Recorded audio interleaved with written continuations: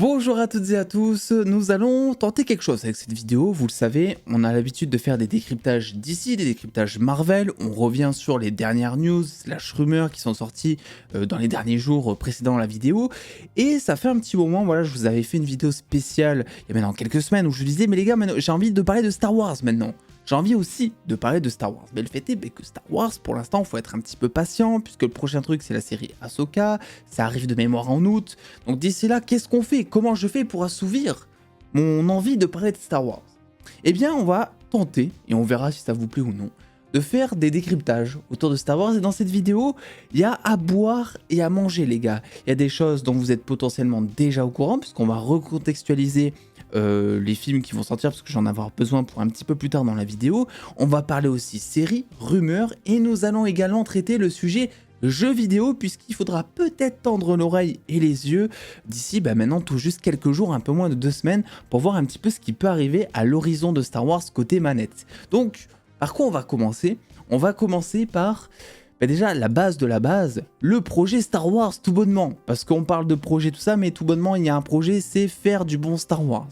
Et pour ça, eh bien, il y a des projets qui sont annoncés avec notamment le film autour du Mandoverse que réalisera Dave Filoni, mais aussi celui de James Mangold qui reviendra sur l'origine des Jedi avant l'Ancienne République, mais aussi le film qui se passera 15 ans après Star Wars 9 avec le retour de Daisy Ridley dans le rôle de Rey Palpatine slash Skywalker que tout le monde adore. En vrai de vrai, cette petite parenthèse, cette news, je pense que ça peut être bien parce que en vrai le personnage est juste mal écrit, tu vois. Rey c'est juste un personnage qui est mal écrit. Si le personnage est bien écrit, pourquoi pas, tu vois, pourquoi pas, ça peut le faire et on peut vraiment kiffer son personnage. À voir après, mais c'est vrai que je comprends ceux qui sont pas vraiment chauds concernant son retour.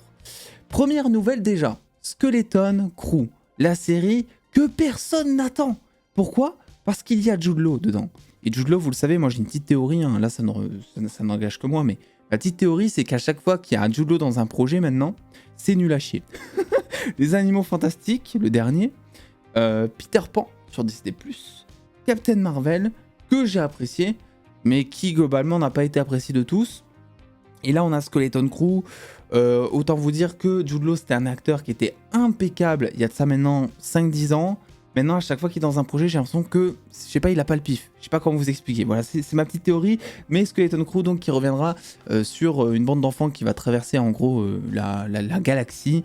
Un projet notamment de 8 épisodes et on sait qui va écrire les épisodes, on a le détail. Et tenez-vous bien parce que là vous allez un petit peu râler je pense, puisque Christopher Ford va écrire les épisodes 1 à 4, ainsi que le 7, ainsi que le 8. Donc pas mal d'épisodes. Christopher Ford, notamment scénariste de Spider-Man Homecoming. Voilà, bon, vous avez peut-être aimé Spider-Man Homecoming, me concernant, je le considère comme étant, pour moi, le pire film Spider-Man. Scénaristiquement, c'est le seul film Spider-Man où j'ai failli quitter la salle en plein milieu de la séance. Peut-être que je vous expliquerai pourquoi dans une vidéo dédiée, ça peut être intéressant. C'est pas le sujet ici. Mais c'est pas étonnant puisque on va traiter d'une bande d'enfants. Donc on va suivre ça avec un scénariste qui va écrire une histoire pour des enfants. Ça peut être très bien, comme ça peut être totalement cliché, comme Spider-Man Homecoming notamment. Et pour ça, pour souligner ce cliché, eh bien on a le talent incroyable de Jon Watts. Jon Watts donc qui va écrire les épisodes 1 à 4 également, mais aussi 7 et 8. Jon Watts qui dans sa filmographie, si t'enlèves les Spider-Man, il a limite que des films un petit peu teenage movie. Je dis pas du tout que c'est nul, hein, mais c'est juste que voilà, c'est le fait qu'ils soient là tous les deux, ça t'offre quand même un gros indice sur le ton et l'ambiance de la série. Après c'est pas non plus une découverte puisque ça a été pitché depuis le début. On sait qu'on va suivre des petits enfants qui vont traverser la grande galaxie. Voilà. Je suis vraiment pas hypé par ce projet. C'est le seul truc Star Wars qui a été annoncé presque qui m'hype vraiment pas. Ensuite on a, alors pardonnez-moi peut-être pour décrocher son nom, Myung-Jo Westner, je crois que je l'ai bien dit, qui elle va bosser sur les épisodes 5 et 6. Donc voilà, ça c'était pour la petite news. Skeleton Crew, si jamais vous n'étiez pas au courant, on a un petit peu le détail concernant les scénaristes. Une série donc qui sera en 8 épisodes sur Disney+. Dites-moi d'ailleurs en commentaire si je suis le seul qui n'est pas hypé par cette série. Je sais qu'il y a des gros fans de Star Wars qui peut-être attendent cette série, donc dites-le moi. Et surtout pourquoi est-ce que d'après vous il y a un axe qui pourrait être intéressant dans cette série Parce que pour l'instant, il n'y a rien qui me chauffe. Genre vraiment. Au contraire, peut-être, de la série Ahsoka. Ahsoka qui débarque en août 2023 et qui, d'après les petites rumeurs, verrait le retour de Temuera Morrison en tant que capitaine Rex. Bon, en vrai, on va pas se le cacher, on s'y attend peut-être un peu. C'est un personnage qu'on aimerait beaucoup voir. Temuera Morrison notamment, qui l'a interprété, c'est normal puisque c'est lui qui a c'est lui le modèle de clone au final. Et c'est vrai que le capitaine Rex, si vous avez vu, je n'ai pas encore fini Star Wars Rebels, je suis en cours, il y a tellement de choses à regarder en même temps. Je suis à la saison 3, je crois que je suis à la saison 3 ou la saison 2. Saison 3, je ne sais plus, saison 3. L'Amiral Thrawn, elle vient d'être introduite. Je crois que c'est la saison 3. Et critique prochaine sur la chaîne. Je sais plus ce que je voulais dire. Oui, le Capitaine Rex qui a des liens vraiment uniques avec Ahsoka. Capitaine Rex qui est un des seuls clones à ne pas avoir exécuté l'Ordre 66 grâce à sa petite puce inhibitrice, je crois que ça s'appelle comme ça. Donc voilà, personnage très apprécié des fans notamment. Et donc forcément, si Temuera Morrison est dans la série, les fans vont être contents et moi aussi. Ça serait un bête de caméo, on va pas se le cacher. On a ensuite une petite chose que j'aimerais débattre avec vous. Ça serait le potentiel retour, le supposé retour plutôt de j'allais dire d'Henry Cavill, mais pas du tout, de Mark Hamill. Puisque Mark Hamill a été interrogé concernant son potentiel retour dans Star Wars 10, que je vais appeler Star Wars 10. Ça fait très bizarre de dire comme ça, je vous l'accorde, mais donc le film qui se situera 15 ans après, qui verra le retour de Rey notamment, et beaucoup commencent à théoriser sur le fait qu'on pourrait revoir Mark Hamill d'une manière ou d'une autre. Vous le savez, dans Star Wars, il y a toujours un moyen de faire revenir les personnages, et Mark Hamill a répondu la chose suivante lorsqu'il a été interrogé: non, je ne m'attends pas à ce que cela se produise. Voilà, fin de la discussion. Là, il n'y a pas de « non, mais peut-être ».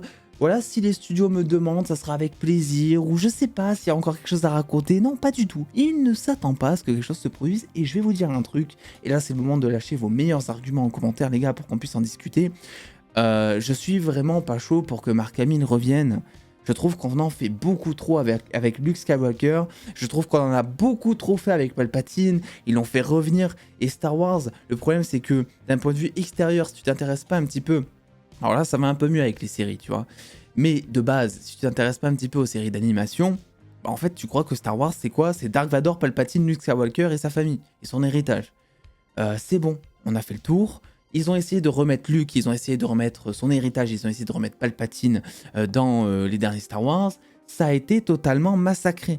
Maintenant, il est temps de montrer en live action qu'on peut faire autre chose. Et je sais, par exemple, que le film de Dave Filoni, peut-être, pourrait être autour de ça. Voilà, on imagine un grand méchant en tant que porté par l'amiral Thrawn. Ça serait bien, par exemple. Mais voilà, laissez Luke, s'il vous plaît, où il est, je vous en supplie. Voilà, Mark Hamill, j'espère que tu regarderas cette vidéo et que tu réfléchiras à 2 fois, s'il te plaît, je t'en supplie. Voilà. Ensuite, qu'est-ce que j'ai pour vous? J'ai d'autres petites news, notamment du gaming. Un petit peu de gaming pour terminer cette vidéo, avec notamment le projet KOTOR, Knights of the Old Republic, le remake, qui a été annoncé il y a maintenant quelques années, puisque c'est le remake du jeu qui date donc de 2003, et qui est en développement depuis 2019, pour sortir normalement en 2022. Sauf que, d'ici là, depuis, on n'a pas eu de nouvelles, parce qu'il y a eu apparemment quelques petits soucis en interne, ce qui a fait que le jeu a été retardé notamment pour passer à 2025 selon les rumeurs. Apparemment, il y aurait eu donc une démo test qui aurait été envoyée, qui n'aurait pas plu, et donc le projet aurait changé de studio et serait passé du côté de Saber, qui fait partie du groupe Embracer. Et en fait, ce qui est stipulé, c'est que le projet KOTOR, dont on n'a pas de nouvelles jusque-là, serait toujours en cours de développement, si on en croit notamment le rapport trimestriel du studio. Alors, je ne vous l'ai pas entouré, mais voilà, il est quelque part là sur cette liste. Il y a très bien marqué Star Wars The Knights of the Old Republic Remake, évidemment, ce qui laisse penser qu'on pourrait peut-être avoir des news très prochainement.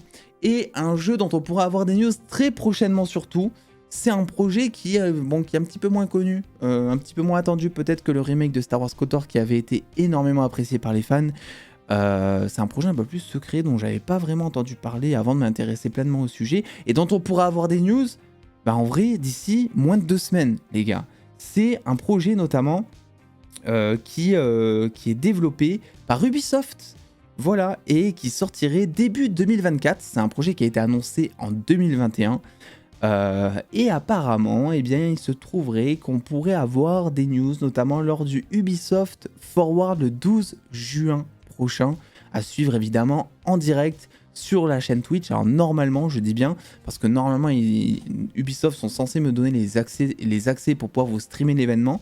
Je suis en train de discuter avec eux, on verra un petit peu ce qu'il en est, mais normalement tout devrait bien se passer, donc voilà l'occasion de rejoindre la chaîne Twitch, puisque en plus l'Ubisoft Forward c'est pas que du Star Wars Projet Helix, puisque le jeu s'appelle, a comme titre de projet le Projet Helix, ce qui est assez stylé. Mais non, il y a aussi du jeu Avatar qui est attendu, peut-être, on espère, parce qu'il y a un jeu Avatar, rappelez-vous, qui est en développement aussi, il y a du Assassin's Creed notamment, peut-être du Skull and Bones. Voilà, peut-être, on verra. Mais en attendant, voilà, ça sera à suivre sur la chaîne. Et donc, ce projet LX, qu'est-ce qu'il nous raconte? Eh bien, pas grand-chose, mis à part le fait qu'il va inclure notamment des voyages spatiaux interplanétaires et que son développement aurait été compliqué, même si les espoirs seraient grands chez Ubisoft, qui espère du coup faire de ce jeu, en fait, un véritable hit. Or, Assassin's Creed, depuis quelques années, c'est notamment développé tout ça par Massive Corporation ou Entertainment, ou je ne sais plus. Massive Entertainment, c'est ça. Massive Entertainment qui est notamment à l'origine du développement de The Division 1 et 2. The Division, premier du nom, qui était très cool. The Division 2, deuxième du nom, qui était un petit peu moins cool. Tu vois, il y a encore The Division 1, il était bien vraiment au début parce qu'il y avait tout un côté fraîcheur et tout. Sur la durée, notamment toute la Dark Zone, je crois que ça s'appelait la zone PVP en gros. Bon, ils ont pas fait le boulot correctement. Et The Division 2, en vrai, c'est un jeu qui a une durée de vie, moi j'ai l'impression, de 2 semaines, quoi, tu vois. Je sais pas si peut-être parmi vous, il y en a certains qui ont joué plus longtemps aussi. Il y en a certains qui sont encore plus fous et qui y jouent encore, tu vois. Mais me concernant, en tout cas, je l'ai vu de manière beaucoup plus expéditive. Donc écoutez, voilà ce que j'ai pour vous. Concernant Star Wars, n'hésitez pas à me dire si cette vidéo vous plaît, si ça serait cool que ça revienne de temps en temps, ce format, pour revenir comme ça sur plein de petites news, parce que comme ça, quand on les met dans une grosse vidéo, on peut en parler, on peut en débattre, je peux vous donner mon avis, etc. Alors que faire vraiment une vidéo sur chaque news, qu'est-ce que je vais te dire sur le fait, pendant 10 minutes, à la rigueur un TikTok, tu vois, et que John Watts va écrire, je sais plus combien, 5 ou 6 épisodes, ou je sais plus, de Skeleton Crew, une série totalement osef me concernant. Bon, autant régler tout... voilà. Je n'arrive plus à parler. Autant tout regrouper, bordel. Donc écoutez, n'hésitez pas à me dire tout ça, à lâcher le pouce bleu chocolatinesque. Et puis en attendant les dos, prenez soin de vous. Faites de bien kiffer. Des bisous les dos.